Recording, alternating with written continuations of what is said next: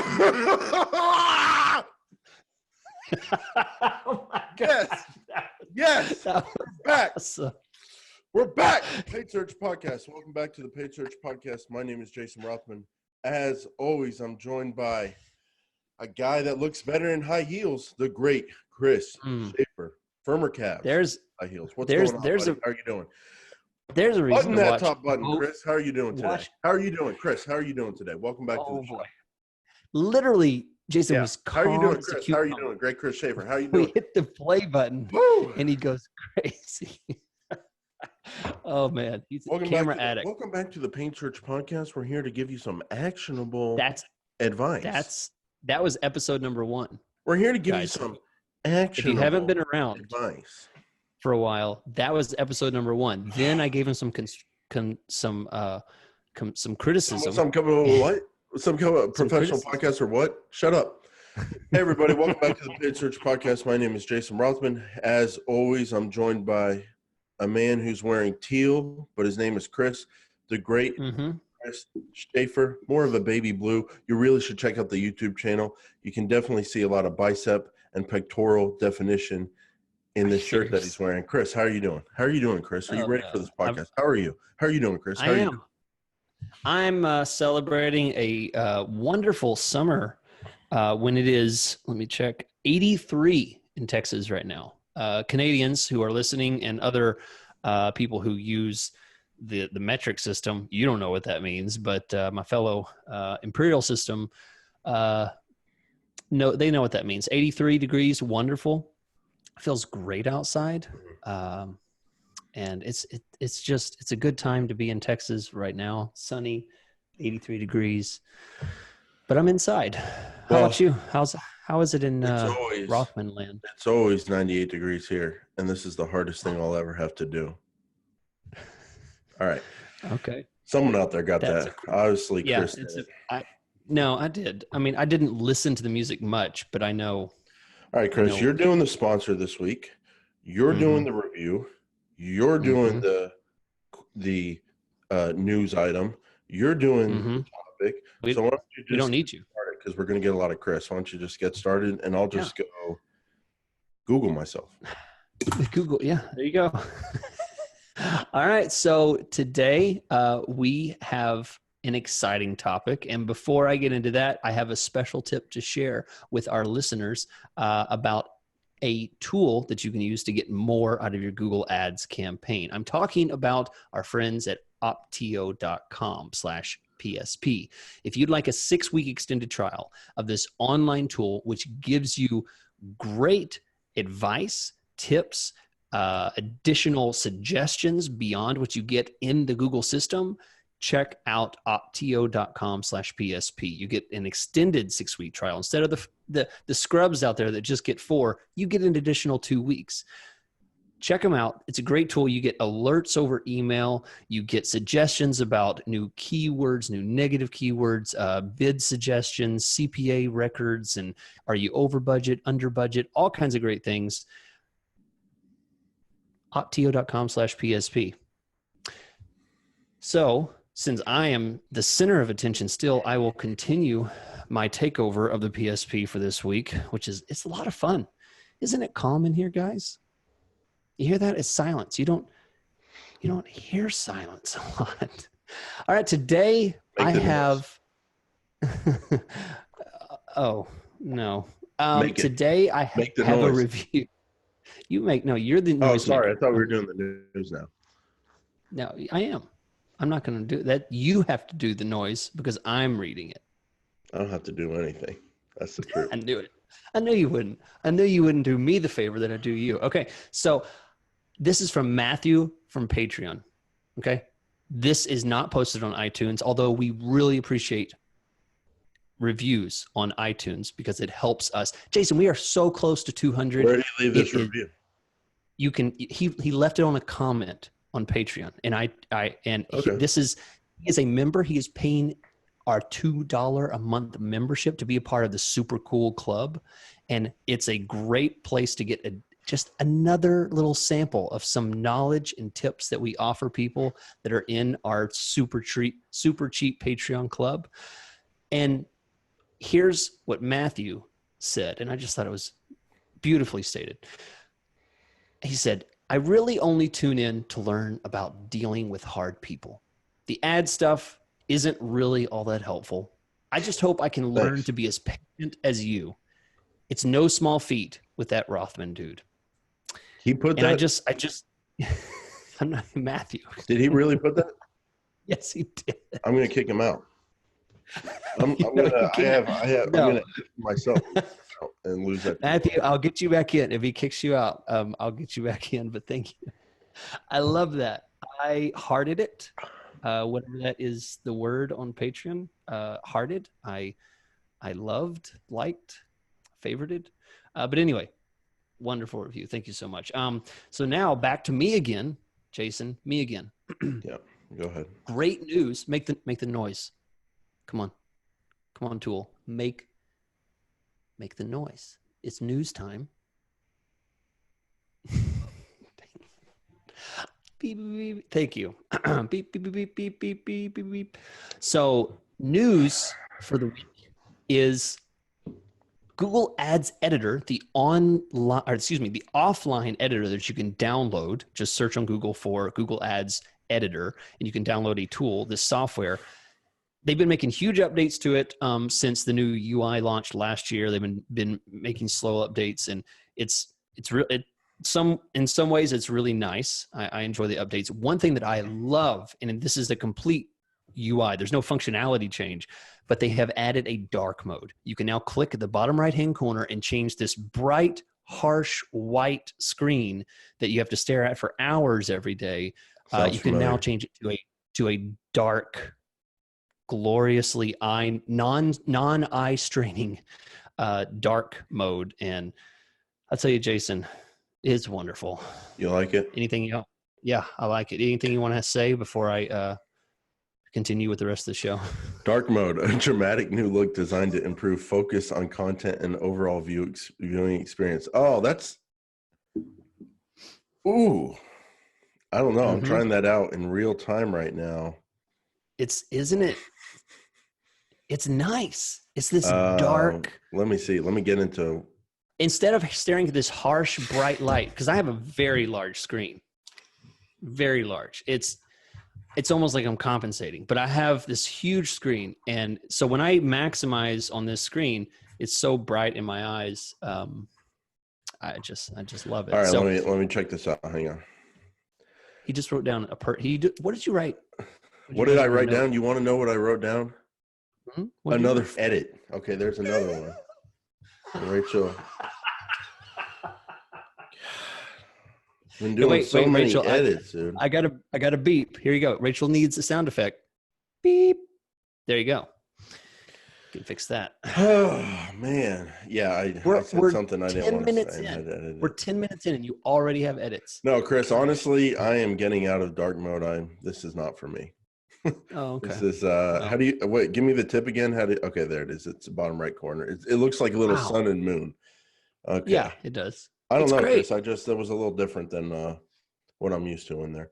So that's interesting news. We had an interesting YouTube comment I saw this week about where we talked about editor and all the things you can do in it. That episode, some guy goes like something like 46 minutes of two guys talking and not one picture of the editor. Useless. I know. Did you see my comment? Did you see? No. What'd you say? What'd you say?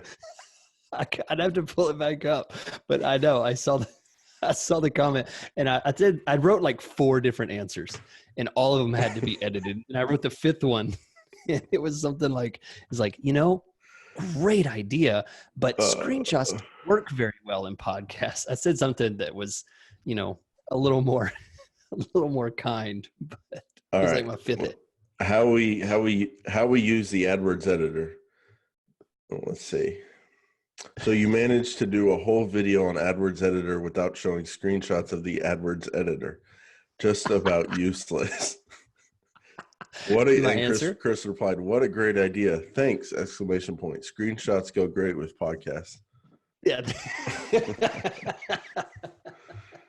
Yeah. All the people that love us, when that little troll comes by, And I hope he's watching. Quick, what's his name? Unsubscribe real quick for me. Unsubscribe for me. Thank you. All right. Yep. Okay, so moving on. No, Chris, you hosted last week, okay? And I'm hosting this week. And so now got this one. I thought we were going in. No, I don't, because no, we did the review. Man, you drop the hosting thing for 1 week and you just lose. Yep. You lose it. So you lose it. I'm there. I'm ready. Let me get it back here. All right, Chris. So you wanted to talk about the display network today. You wanted to talk about how there's easy things you can do in it. And I told you I was going to press you for the people out there, for the listeners. Do it. Why? Why are we talking about the display network? And let me confirm a rumor. No, I'm not. You know what? I'm done with editing. Be right back. I'm done with editing this podcast, so I'm not going to say things that I'm going to want to edit. So I'll not make fun of you and say the things I was going to say. But Chris, why do you want to talk about display? What's tickling your pickle here? What's going on? Okay. I just can't stop laughing. I'm imagining how long your emails are to Rachel. All right, Rachel, here we go. Minute 2, I say this. Please take it out. Minute 4, I say that. Well, there's one person laughing in the world right now, because that's probably hitting home with Rachel. Okay, Chris, why do you want to talk about display? What's got you going on it? Like, what's bringing it up? Why do you want to talk about it? And number 2, why use display ever? There's a lot of people who only advertise on search. I'm not endorsing that, but there's a lot of people who do it. There's a lot of people who dip their toes into display and only do remarketing. I'm not endorsing that, but there's a lot of people who only do remarketing. Mm-hmm. Why branch out past remarketing? Why talk about it? What's going on here? So here's the path that took me to this dark place that I agree 2018 Chris may completely disagree, but 2019 Chris is willing to try something, because here's what happened. I started playing, and I talked about this a few episodes ago. I started playing with this one client's search campaign, and I turned on the display for a search campaign. So I had Google search, search partners, and display select, right? So I had all 3 going, and it got like an additional 10% of the conversions, and it took us over the top. The client was very happy. I was thrilled to get off my back, and it was just that simple thing, because I tried all these other things and I was like, yes. So then I thought, well, I'm pretty smart. I could try duplicating that in a display campaign and trying that. And I started sampling and trying some things. I never really could do what happened really well with the display select in a search campaign, but it got me to sampling some stuff. And what it got me to think is this. Here's the reason why. If my campaign were to be reviewed by someone else, another agency came in, another freelancer, something like that, which happens all the time, honestly. Your stuff gets questioned. And if I'm not trying new things and the campaign is just trucking along with the same search campaign all the time, nothing new. I mean, it's really difficult to try new things in search, because it's often expensive. A lot of times it's like, well, what do I do? Go higher up the funnel? I don't really want to do that.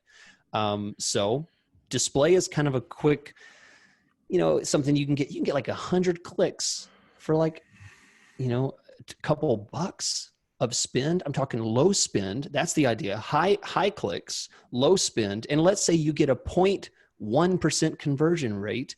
It's potential to get like 1 or 2 conversions after spending a couple bucks. Number one mistake people make on display, pure display. By the way, when we say display, we say pure display, which means no remarketing. Because remarketing is separate. So pure display means these other topics, which we're about to discuss. But I think the number one mistake with pure display, people don't give it enough time. Yep. I think that's true.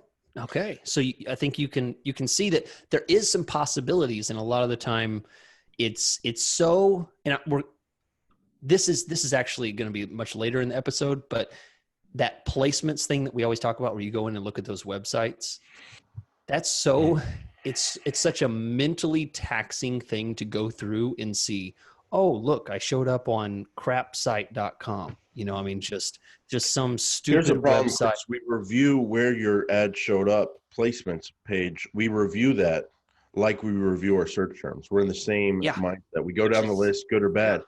The problem is where we're going wrong there. And the reason we go wrong is because we get so emotionally invested when we see something that looks horrible, because that would be horrible for search terms, because it costs a lot of money. But the thing we're missing is that if horrible placement, it's not that big a deal if the click costs 17 cents. You know what I'm saying? Mm-hmm. Mm-hmm. That's where the mistake comes in, is judging it on the same harsh level as a search campaign.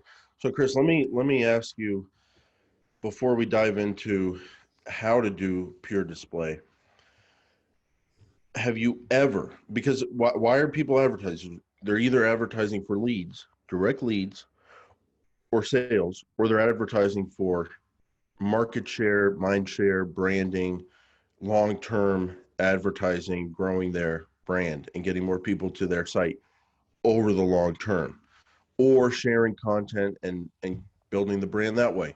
But it's either for direct leads and sales, or it's for some other kind of longer term branding thing. Have you ever in your life seen pure display non-remarketing bring in multiple leads and actually be run for lead generation? Multiple leads. Like not just like, oh, I ran for a month and I happen to randomly get one person to fill out the lead form. But I mean, have you actually seen pure display outside of remarketing ever work routinely and regularly getting leads or direct sales from those display clicks week after week, month after month? The part that bothers me is when you said regularly, and I'd have to say no, not regularly. I've seen it twice in my life. Twice. Okay. One time was some really big keyword contextual, and a lot of the keyword contextual ended up being on one placement. It was in the medical field, and we were getting direct leads and sales. A lot of them. A lot. Okay. Wow. Okay. And then the other time I've seen it was, I talked about this on a lawyer podcast I did keyword contextual. I found a very specific niche content website where someone created a specific content website about a certain mass tort that was hot at that time. So they made a bunch of content like, what do you do if you have this problem? Who do you contact if you have this problem? How do you know if you have this problem? And we targeted keywords. We ended up finding that placement. Then I targeted that placement and it brought in leads. It really worked.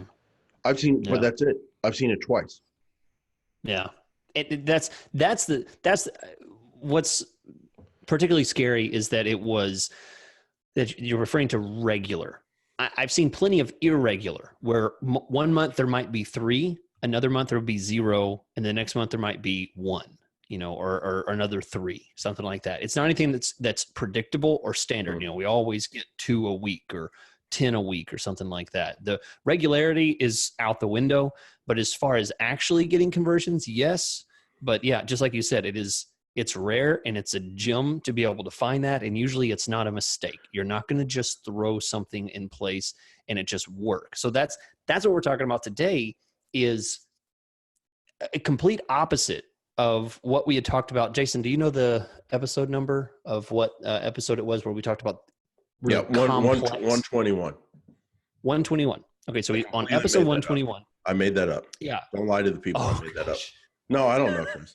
We got really deep, but today we're taking it higher level, right? And we're going to more towards, like, it's not that complicated. Like, let's take the mystery out of it. Let's describe the options to people, and they can decide if they want to go down that path. But Chris, let me finish this why section because I'm curious. We both discussed that we have seen direct leads come in from pure display, but we cleared with everybody. It's hard to do. It doesn't seem to happen very often. It takes a lot of work to figure it out. And sometimes it's hard to figure out. The biggest problem is we don't give enough time. So, but it is possible. But let me ask you this. Is pure display advertising for non-lead generation, for branding? Do you like that? Is that worth it to you? For branding. Yeah. So say a client came to you, say they were a HVAC, they're spending 10 grand a month. HVAC, that's a branded industry. You know, that's not like a law firm that's there's one lawyer. They don't need to grow a brand. They just need leads and to be busy every month. But HVAC, that's a very branded thing. These guys advertise on TV all the time.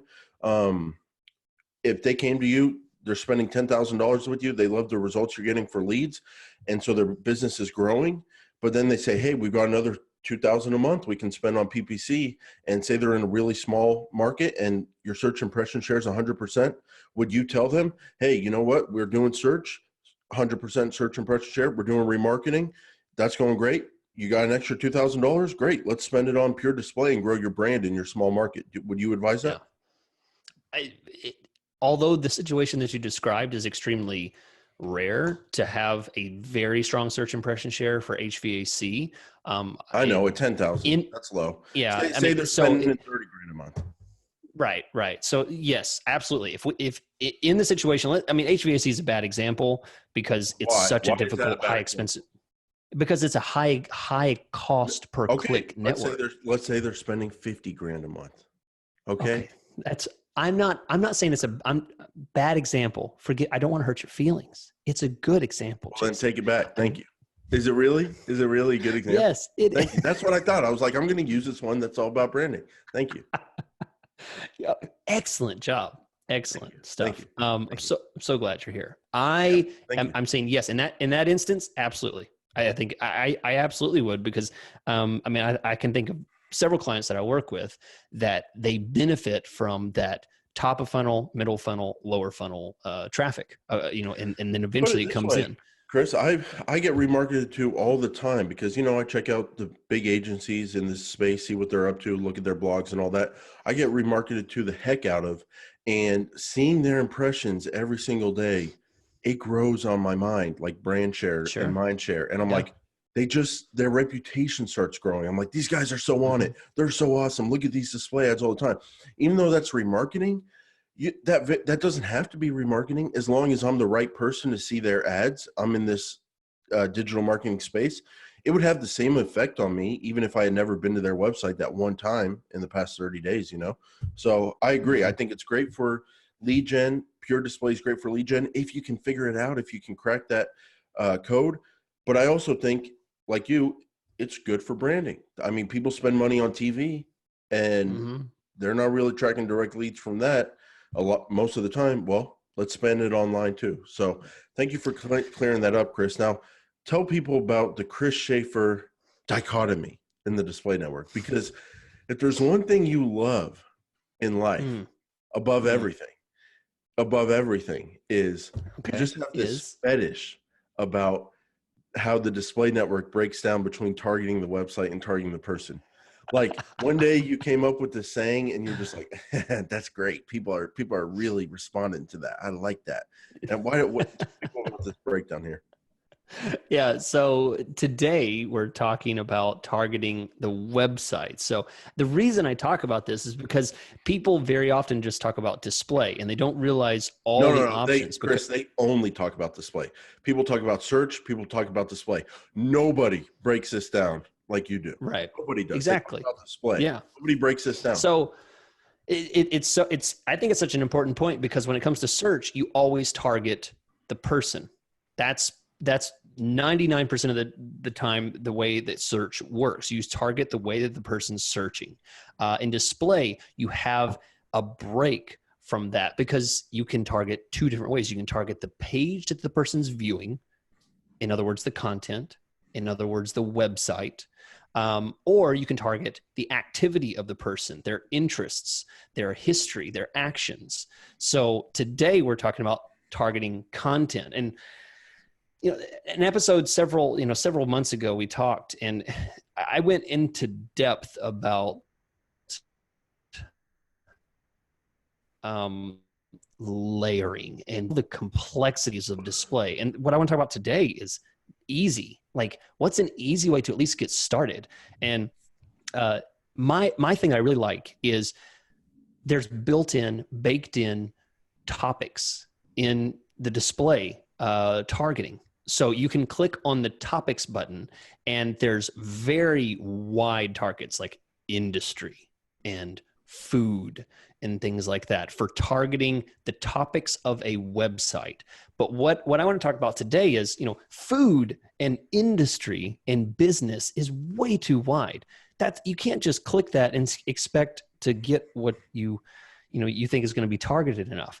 What I'm saying is go in there, look at the subcategories of the subcategories of the subcategories, and you find things like cable and satellite providers, vision care, investing. Jason, there you go, right? Office furniture, factory automation, healthy eating. Like, these are subcategories of these topics that you can target. And what happens is you don't have to figure out what websites these are going to show on. It just targets those websites that have that content. And it's a very easy way to just pick it and let it run, which is what I So the think first is great. website targeting option, targeting the website, is topics. And Chris, I'm just going to read the definition for everyone from Google's help. Just like your business caters to certain customers, your customers may be interested in certain topics. Topic targeting lets you place your ads on website pages about those topics, whether it's agriculture, music, or something else entirely. Now, Chris, I'm looking at some of the topics in an account, getting some data, multiple accounts, to show people how granular this can get. And like, there's law and government. So say you're advertising for a lawyer, right? And remarketing's tough because I don't think they let you remarket with that sensitive industry or whatever the wording is. And so you want to target topics, people reading about your kind of law because they may need a lawyer in it. Legal, or the top level, law and government, then legal, and then family law. And then they have drunk driving law. Then they have labor and employment law. So if you're a labor lawyer, wrongful termination lawyer, like if I fired Chris from this podcast and then he sued me. You can't. You literally can't. I know. Yeah. I can't fire you. We're partners. We're co-owners. 97%, 3%. You know how it goes. But Chris, so I mean, that's just how granular you can get it. In internet and telecom, web services, search engine optimization, and marketing. That'd be a great one for us to show up on. Let's say someone's in the investment industry and you can target pages about investing. Well, say you're a financial planner and you help people do all that kind of stuff. There's a subtopic, so you don't just have to be on investing. You can be on financial planning and management. And then a subtopic in that is asset and portfolio management. So, I mean, that's pretty granular there, Chris. And I don't know when they made this big break, but it does seem like they've gotten more granular in recent years, or at least added more options. Yeah, that's a good point, because I don't know if it's always been this specific, because I've never really paid that much attention. I usually grab, larger topics and just target everything. Throw one out to me. Let's go through a little. Yeah, example. I mean, here I have several of them. Yeah, I want you to food. I already have them. Yeah, so food and grocery delivery. Right. I mean, that's not just food. It's food and grocery delivery. They must be adding to this all the time, because that wasn't an industry. That's new. 5 years ago. That's a new thing. Yeah. Yeah. Event and studio photography. I'm trying to think about things that, are very specific types of services that our listeners could use. So, I mean, if you're a photographer, I mean, that's a great one. People that are looking to maybe buy a new camera, maybe you sell cameras, maybe you are a photographer, maybe you sell lessons on photography. I mean, there's all kinds of things. People that are looking at sites that are about event and studio photography. I've got this pulled up here. And what I want to do is I want to walk people through how you find and add these. Now, the display planner, which used to be a tool where you could type in your website, type in whatever topics you think might exist, then select the ones that actually exist and make a list, that no longer exists, Chris. The display planner is no longer available in the new Google Ads experience. However, its features have been incorporated throughout campaign creation. That's what they say in their official help. So, Chris, give me a business here, and I'm going to tell people you go to topics. It's in that middle menu bar where keywords, location, all that kind of stuff is. There's a thing called topics. You click on that, and then you can do targeting or observation. By the way, the Chris Schaefer special, observation. But let's say we want to do targeting.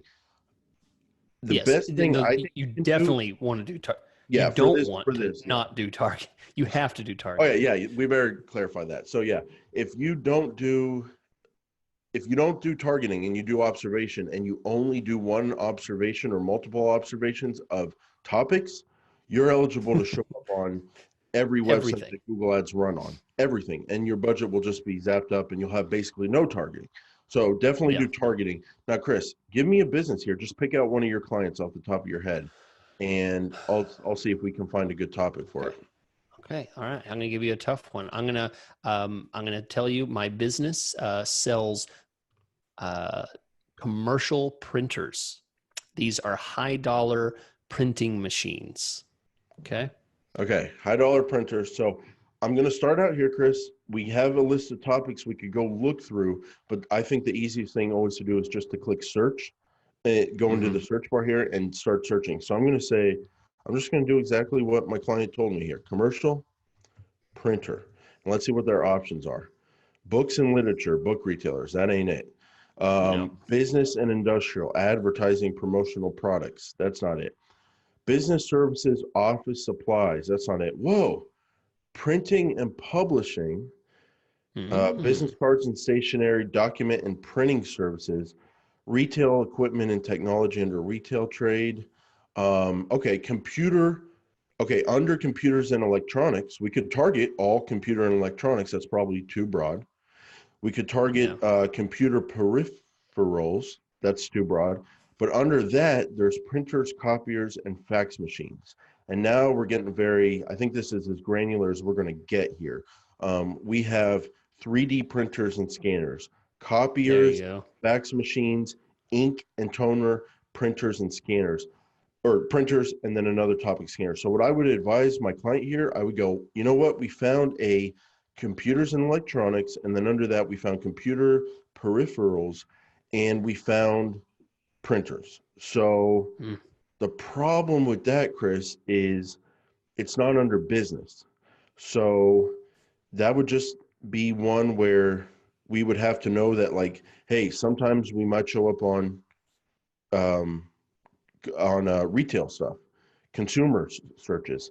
So that's printer. I'm going to go into business and industrial directly and see if there's anything directly in there. Printing and publishing, document and printing services, topics, pages about that you could probably do because it's under business, and then it's under printing and publishing, and then it's topics, websites and pages about document and printing services. So the mindset could be, well, these are business clients who are reading pages about document and printing services. Maybe they need their own in-house printer, or maybe they have an in-house printer and they're looking at pages about printer repair or stuff like that. I think maybe would you try both of those, the overall computer and electronic printers topic, and then the business and industrial printing services, or would you just go with the printing services under business? I like the printing services. I think that's probably where I would start. And you sound like a man who has been burned before on display. So you're scared that printers in general could be way too much consumer retail. Well, this is a B2B, so, because this is a complicated industry. And, this is what I get worried about is I want to target easily. So here's my suggestion on making this work. This is very different from the previous time we talked. Put everything in one ad group. Okay. Create a display campaign, put it, call it ad group topics. One. Call it topics, grab 5-6 topics and put them all in one ad group. Okay. What happens is those will target individually. They will not layer, they target individually. And then you can change, you could pause one or pause another and watch them Yeah, independently you and can see what see if happens. all your traffic starts coming in on that One, printers yeah, consumer retail yeah, one. And if it does, if it all comes in and you're seeing 100% bounce rates, just pause it. And kill then you it, can yeah. let it go to the printing services that were under business. And then from here, my additional suggestions on keeping this simple.